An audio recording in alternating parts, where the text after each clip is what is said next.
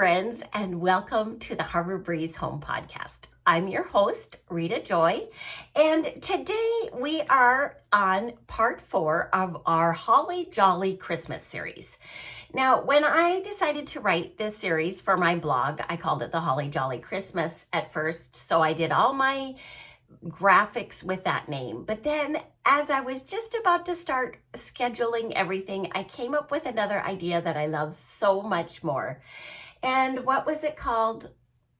Christmas Your Way. Creating a mix and match Christmas that's perfect for whatever season of life you're in.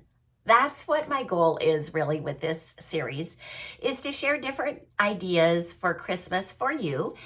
For whatever season of life that you're in, you can pick and choose. Picture your closet. One of my favorite things to do, well, I don't know if it's my favorite thing to do, but one of the helpful things I've discovered over the years is every season I clean out my closet and I try on all the pieces of clothes. I know it sounds like a lot, but it's not that bad. And I realize there's certain key pieces of my wardrobe that I love. Those are the staples that I pull out and use all the time.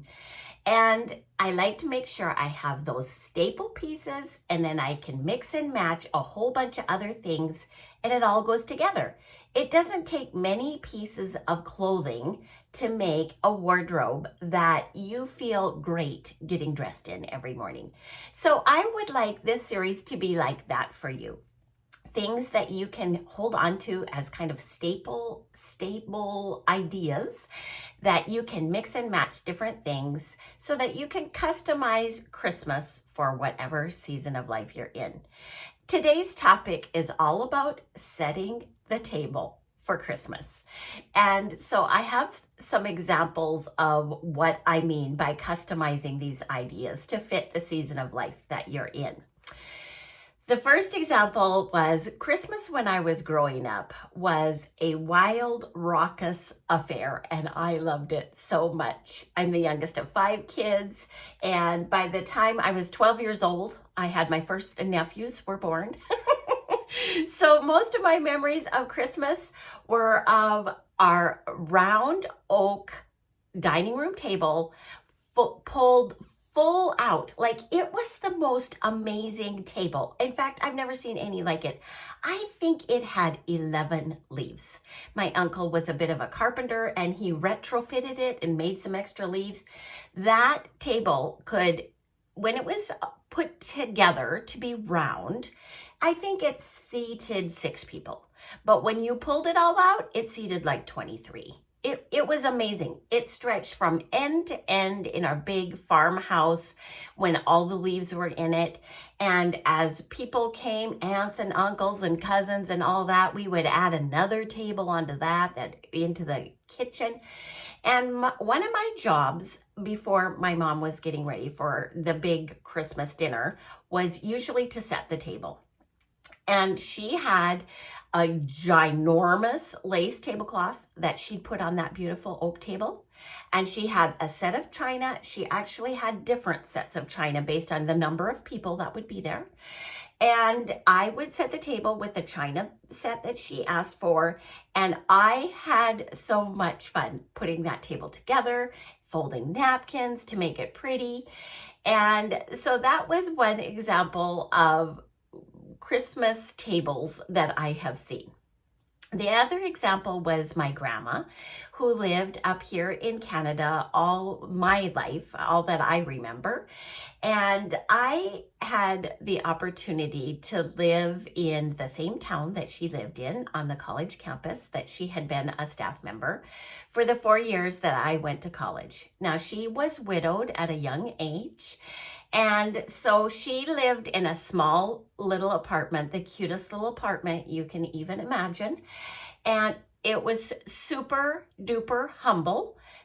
She didn't even have her own bathroom, if you can believe it. She went down the hall. It was kind of like a cross between an apartment building and a college dorm.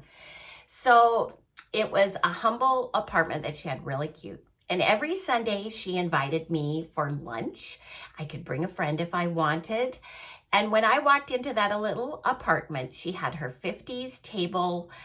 In fact, if you're watching on video, you can see the 50s table that was my grandma's is what I now use as my photo studio table.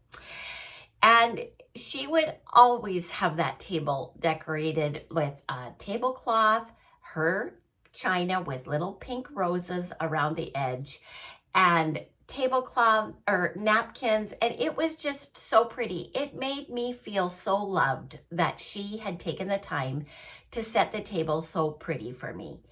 And she, as a widow, sat at that table when she ate lunch or dinner all by herself and always ate off her favorite plates, which was her china. She said, when I moved up here to this apartment, I couldn't bring more than one set of dishes and I had to choose. And I thought, what am I saving my china for? I'm going to use it every day. And she did. The other example is our family, when our kids were growing up and when I was getting ready for Christmas, I always dreamed of having a big gathering like I was used to with my family. But living up here, thousands of miles away from my family and my husband's family, I never really had the chance to have family for Christmas. Not like the big family with all the cousins and aunts and uncles and sisters and brothers and grandmas and grandpas. We never were able to do that. But I wanted to set a fun little table for our little family on Christmas. And it was one of my favorite things. I don't know if the boys remember it or not, but that is one of the things I love to do. And even now, when we have guests, one of my favorite parts of having guests over is to set the table in a fun way. Now, lest you think that I set the table pretty and my husband and I sit at fancy table settings every day, that is not the case. Sometimes I set the table special and we sit and eat there, but most of the time, now that we have our empty nest, we dish up at the stove and then we go and sit in the living room. I'm being honest. Are you gasping now? We sit in the living room and watch whatever new TV series that we are watching at the time. And it's just one of the things that we do to relax, and we watch a little TV and have dinner. So you can take whatever ideas will work with you, and maybe you want to try something new this Christmas. Maybe you want to invite some guests over and set the table a special way. Maybe you want to set the table special just for yourself, or maybe you want to tuck these ideas in for later on down the road, and you'll think, hey, I think Harbor Breeze Home had an idea for this. So with that very long introduction, I'm going to read the blog post that I wrote today on setting a cozy scene for Christmas dinner. You can find this original post with pictures. I will put the link in the comment section or the show notes below. So here we go. If you know me, you'll know that my favorite part of any kind of special meal is setting the table. Maybe my love of pretty table settings comes from the fact that my chore that Mom gave me was setting the table when we had a big family dinner. Or maybe it was from the 4 years of Sunday lunches at Grandma Jenny's when I was in college. Every time I walked into her small apartment after church on Sunday, she would have her 50s chrome table set up with a pretty tablecloth and some kind of color-coordinated place setting and centerpiece. It made me feel so special and loved. And that's the feeling that I want people to feel when they come to my house and come up to the dinner table and find it set in a special way. I mentioned earlier that I'm a Christmas minimalist when it comes to Christmas decor, limiting my decorations to what can only fit in 2 plastic totes. However, true confessions, I might be considered a collector when it comes to table setting options. I do limit things to the space that I have, but here are the things that I constantly look for on sale in thrift stores or at yard sales. And side note, I found some of my best finds at Hobby Lobby when I visit my sister in the States. When at the end of the season, they put some stuff on like at 80% off or 90% off or whatever. It's an incredible discount. I have found some of my favorite things there. I like to look for items that will easily mix and match with others. Here are some of the things I look for. Paper napkins, which are both seasonal and neutral patterned. Look for them when the seasons are winding down and they're often on sale. Look for cloth napkins that are made with a fabric that will wash well. I have a little collection of both vintage cloth napkins and new ones in different patterns. Plate chargers. Have you guys discovered plate chargers? Oh, I love them. My wicker plate chargers are my absolute favorite chargers that I reach for most often. And side note, sometimes I hang them on the wall. They look really cool up there too. Kind of like baskets, but anyway. Look for placemats that wash well. One of my favorite sets of placemat I've used for nearly 34 years, and they still look amazing after many washes. There's no tags on them. If there was, I'd be looking for more. They're amazing.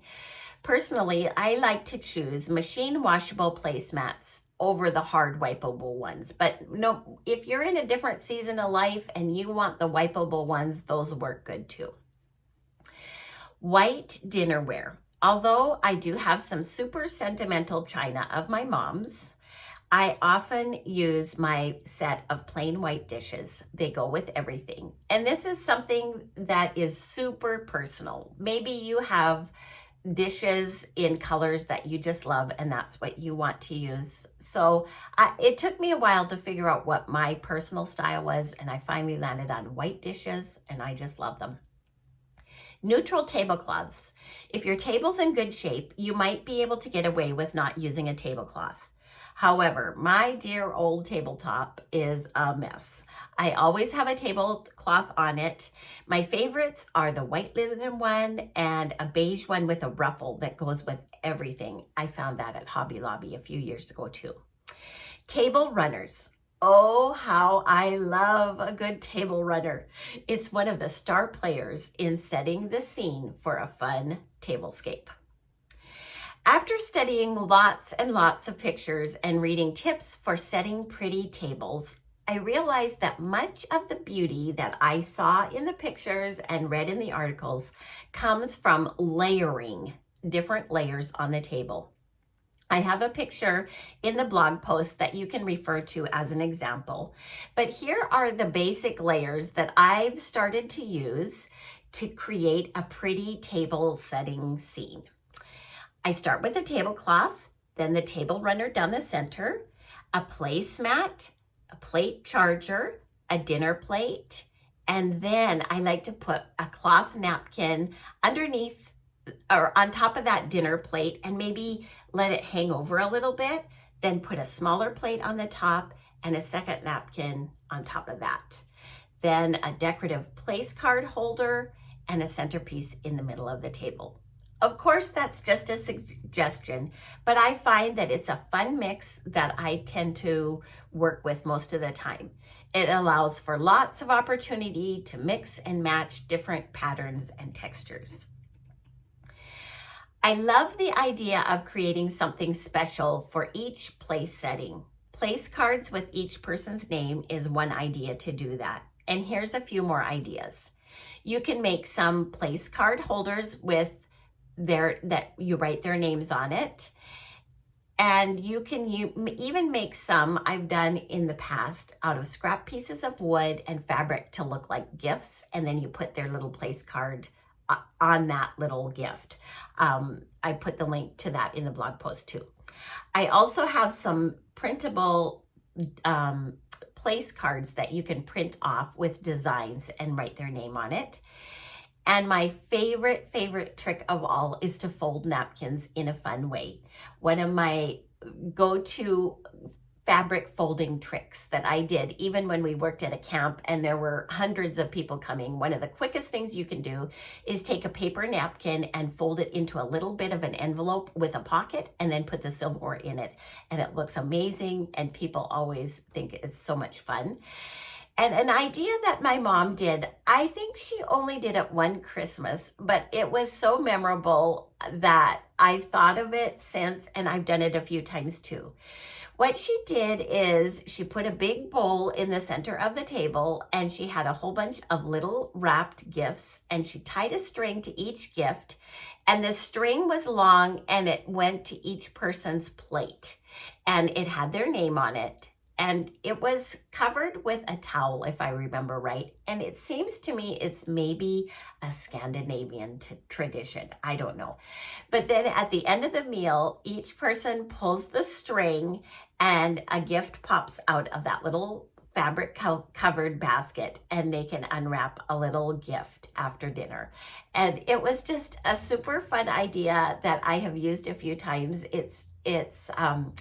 It can be super inexpensive. Like, you can wrap individual candies or just small little things that don't cost a lot, but people think it's a super fun idea. I've also included in the blog post that I'll link below some winter table setting ideas that you can get on Amazon. These are similar to some that I use. They work great for Christmas, but what I love to look for is things that could also be used all winter long, like a plaid table, it fell out of my head, runner. A plaid table runner and some wooden candlesticks at different heights and plate chargers and cloth napkins. So they're all linked there too. One of my personal things that I always like to keep in mind when I'm having dinner guests is I like to keep the centerpiece low so that I can see the people that I'm talking to across the table, or else have a centerpiece that can be quickly removed and set on the buffet, which is beside my table, so that I have room to put the bowls of food. That's one little idea or one little trick that I always like to keep in mind, because you can have a beautiful looking table, but if you can't see your guests to visit with them because you've got a ginormous velvet tree in the middle, that's not very fun.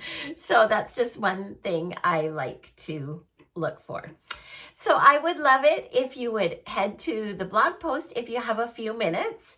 The link is in the show notes. If you want to add your comments of ideas of what you like to do for setting a table for Christmas, or what your favorite dishes are. I don't care. Whatever you'd like to tell me. I love to hear from you guys. And it's such a joy to connect with you in any way. Thank you so much for being here. And until tomorrow, friends, toodaloo.